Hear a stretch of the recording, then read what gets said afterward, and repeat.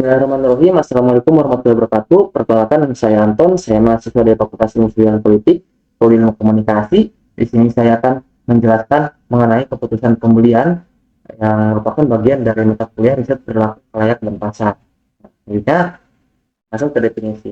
Keputusan pembelian adalah proses yang dilalui oleh konsumen dalam memilih, membeli, menggunakan, dan mengevaluasi produk atau jasa untuk memenuhi kebutuhan atau keinginan mereka. Proses ini melibatkan beberapa tahap yang mempengaruhi pilihan akhir konsumen, termasuk pengenalan masalah, pencarian informasi, evaluasi alternatif, keputusan pembelian, dan evaluasi pasca pembelian. Selanjutnya adalah menurut Caldwell dan Armstrong. Keputusan pembelian adalah suatu proses kepengambilan keputusan akan pembelian yang mencakup penentuan apa yang akan dibeli atau tidak melakukan pembelian. Nah, menurut Yiptono, keputusan pembelian adalah sebuah proses di mana konsumen mengenal masalahnya, mencari informasi mengenai produk atau merek tertentu, dan mengevaluasi seberapa baik masing-masing alternatif tersebut dapat memecahkan masalahnya, yang kemudian mengarah kepada keputusan pembelian. Nah, selanjutnya teman-teman, saya akan menjelaskan mengenai jenis-jenis tingkah laku keputusan pembeli. Yang pertama itu ada pembeli kompleks, yang kedua itu mengurangi ketidakcocokan, yang ketiga itu adalah kebiasaan, yang keempat itu adalah mencari variasi. Nah, yang pertama itu jenis tingkah laku keputusan pembeli kompleks, yang biasanya memiliki keterlibatan yang tinggi dan memiliki persepsi yang mahal, penuh resiko, yang dibeli, dan yang untuk mengesankan diri, teman-teman. Namun, biasanya tingkah laku jenis ini adalah orang yang suka memilih atau ya mencari informasi terlebih dahulu sebelum membeli, gitu kan. Contohnya gini, ketika teman-teman ingin membeli mobil, kan mobil itu budgetnya tinggi, teman-teman. Maka dari itu teman-teman harus melihat kategorinya, terus ada harganya, kualitas, semuanya ya sangat kompleks sebelum melakukan keputusan pembelian. Maka dari itu teman-teman itu termasuk jenis tingkah laku yang kompleks sebenarnya. Nah, yang kedua itu adalah mengurangi ketidakcocokan. Nah, untuk jenis tingkah laku keputusan pembeli mengurangi ketidakcocokan ini adalah memiliki keterlibatan yang tinggi, namun mereka itu merasakan ketidakcocokan atau tidak puas dengan produk tersebut atau memiliki kecemasan setelah pembelian produk tersebut. Nah, caranya gimana supaya mereka itu puas dan mengurangi ketidakcocokan mereka terhadap produk tersebut, supaya mereka itu tidak khawatir, gitu kan. Nah, dengan cara bisa dengan melihat uh, media sosial seperti di YouTube, atau dengan bertanya ke teman-teman, keluarga yang sudah pernah konsumsi atau membeli produk tersebut, teman-teman. Contohnya gini, ketika teman-teman ingin membeli sebuah televisi, ya teman-teman tuh merasa televisi ini kurang, gitu kan, tidak sesuai dengan kebutuhan kalian. Bagaimana cara mengurangi ketidakcocokan kalian, ketidakpuasan kalian terhadap produk tersebut? Maka kalian akan bertanya kepada teman kalian, tanya ke keluarga kalian, atau melihat media sosial, video di YouTube, untuk mengurangi ketidakcocokan kalian terhadap produk yang kalian beli, gitu. Nah, itu kalian termasuk jenis tingkah laku keputusan pembeli yang mengurangi ketidakcocokan. Nah, yang ketiga itu adalah kebiasaan. Jenis tingkah laku jenis tingkah laku pembelian kebiasaan ini memiliki tingkat keterlibatan yang rendah, namun memiliki tingkat merek yang besar, gitu. Contohnya gini, ketika teman-teman biasanya membeli sebuah pasta gigi dengan merek tertentu, kalian akan terus membeli atau mengonsumsi produk tersebut, tidak akan berpindah lain hati ke produk yang lain. Nah, itu berarti jenis tingkah laku itu termasuk ke jenis tingkah laku pengusaha pembeli yang kebiasaan, yang biasa, itu aja, gitu. Nah, yang keempat itu adalah mencari variasi. Biasanya jenis tingkah laku pengusaha pembeli yang mencari variasi ini adalah untuk mengurangi ketidakbosanan atau yang ingin mencoba hal-hal yang baru, gitu. Bukan karena tidak suka dengan produknya, cuman yang ingin mencari hal-hal yang baru lah intinya.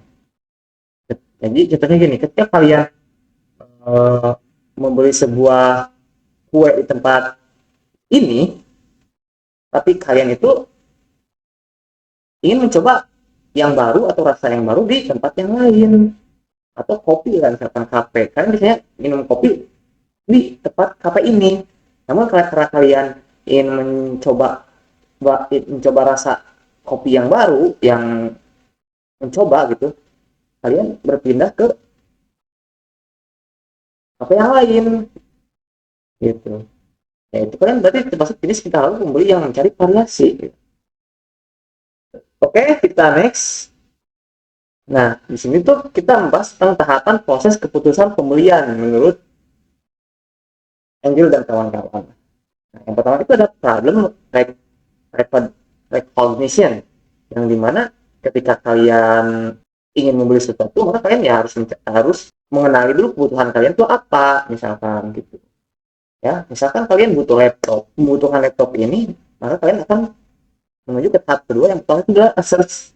Ketika kalian mengenali kebutuhan kalian karena laptop untuk kebutuhan belajar, kebutuhan kerja atau dan lain-lain, kalian akan menuju ke tahap yang kedua, itu search, itu mencari, ya, mencari produk tersebut, bisa di media sosial atau ke toko-toko atau ke teman kalian gitu kan. Kalian di situ mencari dan memilih gitu. Ini memilih nih alternative solution. Ketika kalian sedang mencari toko-toko yang bagus gitu kan, terus tempat-tempat online toko media sosial yang bagus, dan teman-teman kalian merekomendasikan ini, nah kalian menuju ke alternative evaluation, di mana kalian akan mengevaluasi yang produk-produk yang kalian pilih gitu kan, yang mana speknya dan harganya gitu kan, yang bagus speknya, harganya yang murah tapi berkualitas, atau yang mahal ya gitu.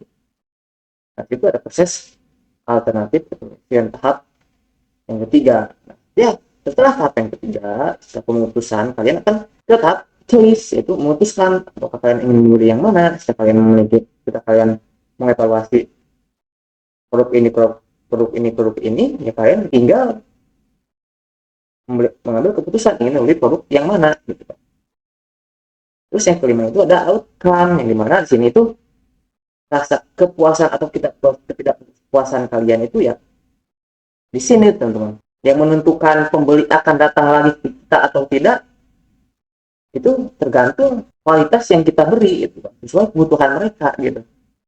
Ini di tahap outcome ini. Nah, lanjut.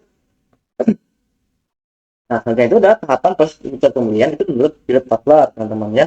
Yang pertama itu adalah mengenali kebutuhan, seperti tadi ketika kalian ingin membeli sebuah produk, ya kalian jangan hanya ingin membeli produk itu karena sebatas ingin saja, cuman ya kalian harus mengenali lebih dalam kebutuhan kalian itu ya inginnya di mana gitu. Misalkan di pas angin nih, kan misalkan kita hidup di kota gitu kan ya, di kota panas, di cerah, ya kalian butuh pas angin. Nah, itu kan kebutuhan yang dibutuhkan banget gitu kan. Setelah itu kalian itu mencari informasi lah gitu, mencari informasi. Nah, yang kedua itu, nah, itu mencari informasi ke teman-teman kalian, dan kalian kipas angin yang bagus, yang murah, yang sesuai kebutuhan lah, yang besar, yang kecil gitu kan. Mencari di toko-toko, di toko online, di Nah, itu masuk ke tahap evaluasi alternatif. Dari yang tadi, yaitu memilih, itu memilih di mana yang mana kipas angin yang lebih bagus, harganya lebih terjangkau, produknya yang awet gitu kan, yang tidak boros listrik. Nah, gitulah intinya. Itu kita melakukan tahap evaluasi alternatif. Nah, setelah itu kita menuju ke proses pembeli. Setelah kita mengevaluasi kipas angin jenis ini, produk ini, kalian memutuskan untuk membeli yang mana yang lebih worth it untuk kalian, sesuai budget kalian, sesuai kebutuhan kalian, sesuai spek yang diinginkan kalian, sesuai yang kualitas yang diinginkan kalian gitu. Nah, setelah melakukan pembelian, maka ada pasca pembelian. Ketidakpuasan dan kepuasan kalian setelah membeli, itu pasca pembelian, yang seperti yang tadi sudah bilang, ini juga menentukan apakah si konsumen itu balik lagi kita atau tidak, apakah konsumen itu puas atau tidak terhadap produk yang kita tawarkan. Jadi seperti itu teman-teman. Itu sudah habis teman-teman. Sekian pembahasan dari saya.